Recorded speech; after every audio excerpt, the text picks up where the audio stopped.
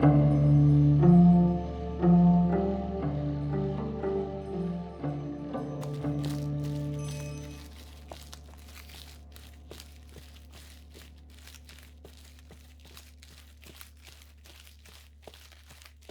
4. It's been about a month now since I ran in the Thai 500, and like any race that long, it leaves its mark. Not just the physical toll, though there's that, but the way it breaks up your routine. The rhythm you had before gets interrupted, and then you have to find your way back. This week was about finding my way back.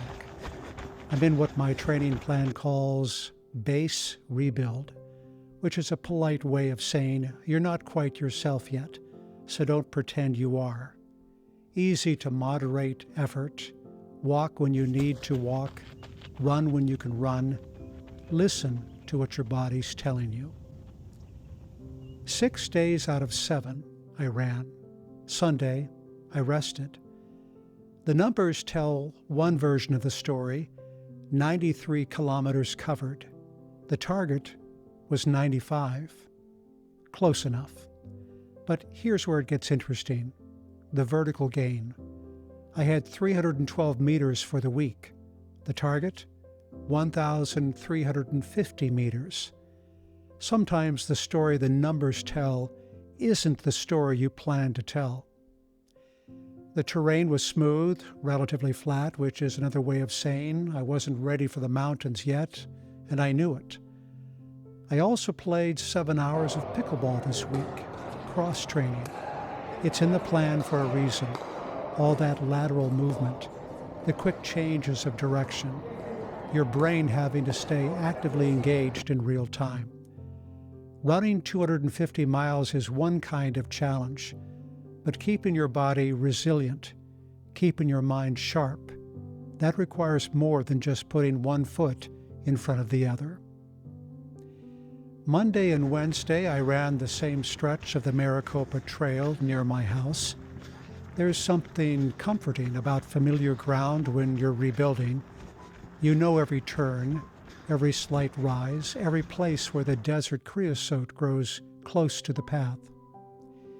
Tuesday and Thursday, I switched it up, the Discovery Trail in Vistancia in North Peoria. It's paved, it's flat. It's the kind of trail that lets you think about other things while you run, which some weeks is exactly what you need. Friday, I headed toward the White Tank Mountains, started at the Sun Valley Trailhead. Didn't go into the mountains, not yet, but close enough to see them, to remember what's coming. Saturday morning, I ran to the ISI men's ministry meeting, then ran home. It's not a church gathering exactly, but it serves a similar purpose, spiritual nourishment, and the kind of conversation that reminds you what matters. Running there and back seemed fitting, body and soul both getting what they need. I wore the same shoes all week, Hoka Mach 6.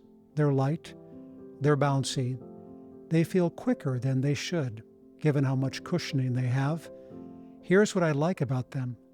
They're a shoe that doesn't ask much from you. On a week when you're not quite back to yourself, that matters. I carried a 1/4 liter of water, a Solomon vest. In Arizona, even in late winter, you carry water. It's just what you do. There have been changes to Cocodona this year. I heard about them, but I haven't really studied them yet. I know they'll affect how I use my pacers, who can pace me, when, where they can join me on the course. Christopher Johnson, Jeffrey Johnson, Troy Ide, Mark Vega. These are the people who've said they'll be there when it gets hard. And it will get hard. But first, I need to understand the new rules. Soon, not this week, but soon. Looking ahead. Next week, things change. Back-to-back long runs. Friday, then Saturday. Not the flat stuff anymore. I'll be looking for vertical. 1,500 meters of it over the week. 105 kilometers total. The base rebuild phase doesn't last forever. Eventually, you have to go back to the mountains. Next week, I start going back.